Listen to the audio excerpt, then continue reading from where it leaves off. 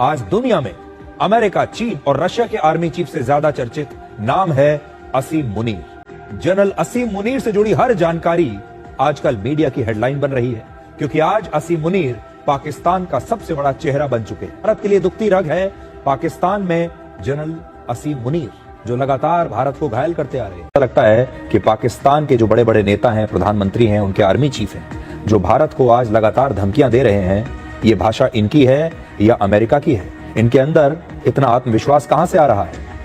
इतने बड़े बड़े दावे ये कैसे कर रहे हैं? इसके पीछे अमेरिका है। अब पाकिस्तान समझ गया कि अमेरिका हमारे साथ है, और अगर भारत के साथ दोबारा कोई युद्ध जैसी स्थिति हुई कि दुनिया में जो शक्ति संतुलन है अब फिर से बदल रहा है। आज प्रधानमंत्री शहबाज शरीफ को जवाब मिला है। शहबाज शरीफ ने कहा कि अगर भारत ने पाकिस्तान को उसके हक का पानी नहीं दिया तो जंग होगी और अंजाम बुरा होगा। पाकिस्तान में इतनी हिम्मत कहां से आई? भारत में जनरल आसिम मुनीर का डंका बज गया। भारतीय जर्नलिस्ट जनरल आसिम मुनीर के नाम से भारतीयों को डराने लगे। भारतीय जर्नलिस्ट भी जनरल आसिम मुनीर की तारीफ करने पर मजबूर। Army chief general Asim Munir एक बहुत खतरनाक जनरल हैं। जनरल आसिम मुनीर का भारत के डैम उड़ाने और आधी दुनिया को तबाह करने का बयान कोई मामूली बात नहीं। जनरल आसिम मुनीर दूसरे जनरल से मुख्तलिफ और हाफिज़े कुरान हैं। पाकिस्तानी कौम को अपने चीफ पर एतमाद है। भारतीय एंकर का पाकिस्तानी आर्मी चीफ और पाकिस्तानी कौम को जबरदस्त खराजे तहसीन। वीडियो मुलाहिजा कीजिए। पाकिस्तान के आर्मी चीफ कौन है, ये भारत के तमाम शायद ज्यादातर लोग जानते हैं, और दुनिया भी अब ये जानने लगी है कि पाकिस्तान का आर्मी चीफ कौन है, और उनका नाम है जनरल असीम मुनीर।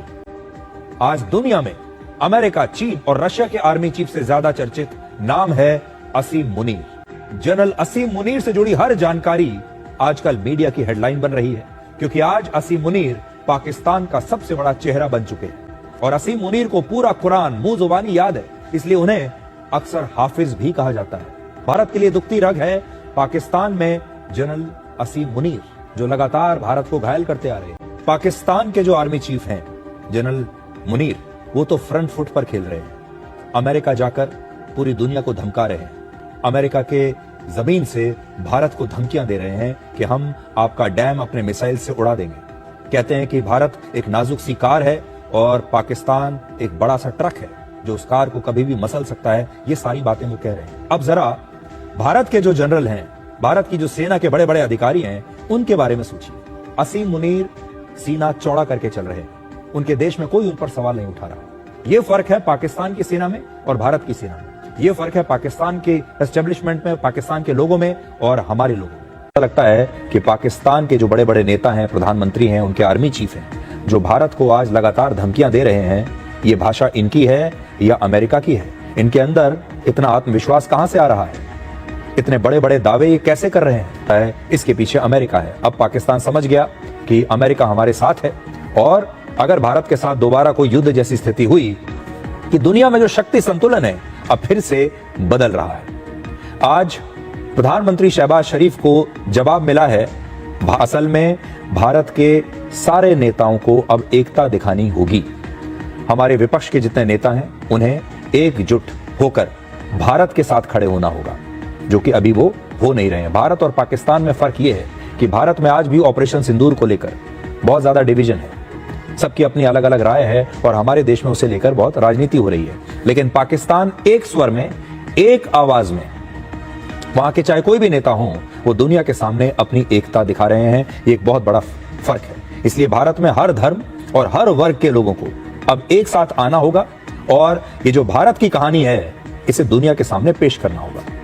पाकिस्तान के पूर्व विदेश मंत्री बिलावल भुट्टो जरदारी आजकल इस बात पर बड़े खुश हो रहे हैं कि अमेरिका ने भारत पर 50% का टैरिफ लगा दिया है। उन्हें लगता है कि अब डोनाल्ड ट्रंप भारत से नाराज हैं, और पाकिस्तान के नेताओं को लग रहा है कि अमेरिका अब भारत के साथ नहीं बल्कि पाकिस्तान के साथ आकर खड़ा हो गया है। और इसीलिए हर रैली में, अपने हर भाषण में अब वो इस बात को, इस मुद्दे को उठा रहे हैं कि देखिए डोनाल्ड ट्रंप ने भारत का साथ कैसे छोड़ दिया। हम ट्रंप हुकूमत का शुक्रगुजार हैं कि इन्होंने अपनी तारीख में सबसे ज्यादा टैरिफ्स और सैंक्शंस भारत के खिलाफ लगाए हैं। अपना ट्रेड वॉर के कॉन्टेक्स्ट में यूरोपियन यूनियन भी कह रहे हैं कि वो भारत को सैंक्शंस भारत पे लगाएंगे और उनकी अवाम के मुआशी अंदाज पे उनके मुश्किलात का सामना कर रहे हैं। लेकिन ये इस बुज़दिलाना हमला से, इस बुज़दिलाना मौक़िफ़ से भारत पीछे नहीं हटा, जिसकी वजह से मैं हैदराबाद के अवाम का साथ मांगता हूँ। पूरा मुल्क को इस मौक़िफ़ पे एक होना चाहिए।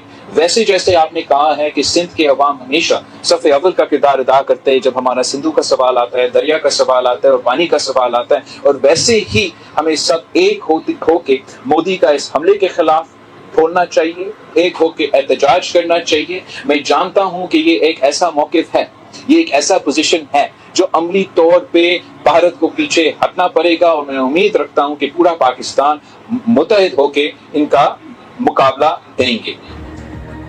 असल में पाकिस्तान के लिए भारत का मतलब है प्रधानमंत्री मोदी, और उनका हर नेता पाकिस्तान की आवाम से कहता है कि आप लोग एक होकर पूरी एकता के साथ प्रधानमंत्री मोदी के खिलाफ इस जंग में शामिल होइए।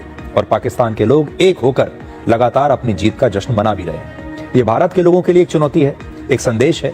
ये भारत के नेताओं के लिए भी एक संदेश है कि देखिए, पाकिस्तान के सारे नेता, चाहे पक्ष के हों विपक्ष के हों, आज सब पाकिस्तान की एक ही कहानी कह रहे हैं। लेकिन हमारे देश में कितना बंटवारा है। पाकिस्तान के रक्षा मंत्री ख्वाजा आसिफ ने भी ये कहा है कि शहबाज शरीफ ने कहा कि अगर भारत ने पाकिस्तान को उसके हक का पानी नहीं दिया तो जंग होगी और अंजाम बुरा होगा। पाकिस्तान में इतनी हिम्मत कहां से आई? अमेरिका आजकल पाकिस्तान पर इतना मेहरबान क्यों है, इसकी चर्चा करेंगे। लेकिन पहले आपको यह बता दूं कि आज पाकिस्तान में माहौल कैसा है। पाकिस्तान के हुक्मरान बार बार भारत को जंग की धमकी क्यों दे रहे हैं? पाकिस्तान में इस वक्त आजादी का जश्न चल रहा है। हालांकि पाकिस्तान की आजादी का दिन तो 14 अगस्त है, लेकिन पाकिस्तानी फौज और वहां की हुकूमत ने इस बार पाकिस्तान के इंडिपेंडेंस डे का थीम ऑपरेशन बुनियान उन मरसूस पर रखा है। जनरल मुनीर पाकिस्तानी आवाम की आंखों में धूल झोंकने के लिए, इसीलिए आज पाकिस्तानी एयरफोर्स ने चीन से मिले JF-17 फाइटर जेट्स का फ्लाई पास पेश किया। पाकिस्तानी फौज के हुक पर पूरे देश में मार्काए हक प्रोग्राम हुए। पाकिस्तान के छोटे से लेकर बड़े नेताओं तक तीर की लाइन पर चल रहे हैं। कोई न्यूक्लियर बम की धमकी दे रहा है, कोई हिंदुस्तान का नामो निशान मिटाने का दावा कर रहा है। आज सिंध सूबे के हैदराबाद शहर में भी एक कार्यक्रम हुआ जहां बिलावल की पार्टी के मेयर ने भारत के खिलाफ जहर उगला, भारत को और हिंदुओं को धमकियां दी। भारत को, इंडिया को, नरेंद्र मोदी को बता दिया है कि हम कितना बारूद तो सिर्फ यहीं रख के बैठे हैं। अगर तुमने पाकिस्तान और पाकिस्तानियों पे मैली निगाह डाली तो ये आतिशबाजी ही तुम्हारे लिए काफी है। हमने ये आज दुनिया का वर्ल्ड रिकॉर्ड बनाया है सिर्फ नरेंद्र मोदी और भारत को दिखाने के लिए। भारतीयों, तुमने कैसी गलती की, ऐसी कौम को छेड़ दिया जो इतनी जश्न मना रही है। अगर अगली बार छेड़ा तो फिर पूरा महीना जश्न होगा। तुम्हें दुनिया में रुस्वा किया है ये पाकिस्तानी कौम ने। मार्काए हक जश्न आजादी में बदलकर दुनिया को बता दिया कि ये बड़ी चरिया कौम है। भारतीयों, इंतहा पसंद हिंदुओं, इस पाकिस्तानी कौम से पंगा नहीं लेना। पहले मैंने कहा था 40 लाख मोटरसाइकिल सवार घुस जाएंगे। अब मैं कहता हूं अपने ट्रॉलर वाले भाइयों से कि कराची छोड़ो, कराची में एक्सीडेंट रुक जाएंगे, तुम अपने ट्राले लेके भारत में घुस जाओ रोनते हुए। ये तो एक नमूना मैंने आपको दिखाया। इस समय पाकिस्तान के नेताओं में भारत को धमकी देने की होड़ लगी है। हर लीडर बयानवीर बना हुआ है। Army chief Asim Munir, defence minister Khawaja Asif और बिलावल भुट्टो के बाद अब पाकिस्तान के वजीर आजम ने वही बात कही जो मुल्ला मुनीर ने अमेरिका में कही थी। शहबाज शरीफ ने कहा कि वो भारत को सिंधु का एक बूंद पानी भी नहीं छूने देंगे, नए डैम नहीं बनाने देंगे। शहबाज शरीफ ने इस्लामाबाद में कहा, अगर भारत ने पाकिस्तान के हक का पानी रोका तो अंजाम बहुत बुरा होगा। शहबाज शरीफ की धमकी का जवाब दिया असदुद्दीन ओवैसी ने।